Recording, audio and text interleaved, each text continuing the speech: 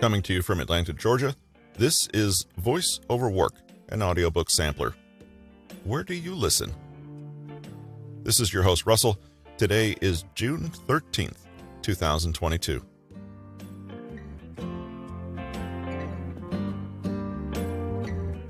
What do the following people have in common? Shackleton and his crew, Julius Caesar, Alexander the Great, Thomas Edison, Beethoven, Spartacus. According to author Peter Hollins, they all learned that life is tough, so you better learn how to deal with it. This comes from his newest book, Old School Grit, which we will preview for you in today's episode. Thanks for joining us.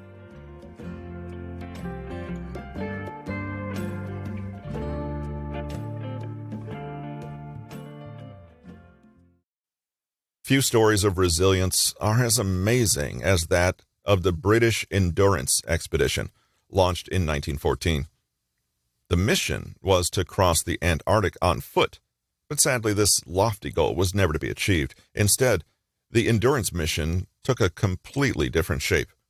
The ship, aptly named Endurance, got trapped in thick sheet ice on its journey out. The crew of Endurance was stranded for months in the ice as they battled abject cold, hunger, desperation, and even insanity. The expedition leader, Ernest Shackleton, first led his men to abandon the trapped ship to the safety of nearby Elephant Island, and after that, he bravely left his crew to seek help. Because of his continued courage and discipline, he managed to save that crew.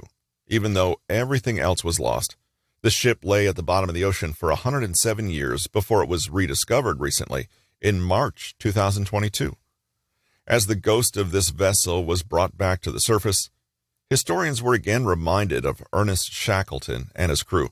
But who was Shackleton? And what exactly happened on the expedition? There were actually two ships, one called the Ross Sea Party on the ship Aurora, that would drop supplies for the other, the Endurance. On this ship were 69 dogs, a tomcat, 27 men, and one ship stowaway, who was later put to work as a steward. The expedition leader was Shackleton, who saw the voyage as a way to make a name for himself by establishing a base on the Weddell seacoast. Setting out in August, the ship was trapped in thick sheet ice in the Weddell Sea by December that year, and there was nothing the crew could do to free her. Though they could move the vessel for a little while, eventually the ice surrounded them so they could not budge either forward or backward. As the ice creaked and shifted, it took the ship with it, slowly drifting the men off course and crushing the hull bit by bit. They'd been within only a day's reach of their destination, but with every day spent trapped, they drifted further away. For 10 long months, the crew sat on the trapped ship, waiting out the winter. One of the ship's doctors, Alexander Macklin, later wrote that Shackleton did not rage at all or show outwardly the slightest sign of disappointment. He told us, simply and calmly, that we must winter in the pack, explained its dangers and possibilities, never lost his optimism, and prepared for winter. For months, Shackleton tried to lead his men through the perilous Antarctic ice packs on dwindling provisions and scant morale. But he could not ignore the writing on the wall. They were going nowhere and running out of provisions. As seasoned sailors know, what the ice gets, the ice keeps. Waiting patiently was a recipe for certain death. Shackleton eventually ordered the crew to abandon ship, and in good time, too, since it sank shortly afterwards, around 28 days later. The team escaped with their lives on just 3 lifeboats. They made difficult decisions about which of the barest essentials to take, discarding everything else. Most of the smaller dogs and the cat were shot, and the rest of their possessions were left behind to go down with the ship.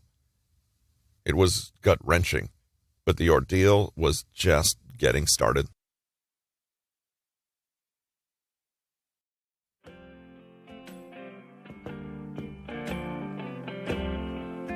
Thanks for listening to Voiceover Work, an audiobook sampler. Where do you listen?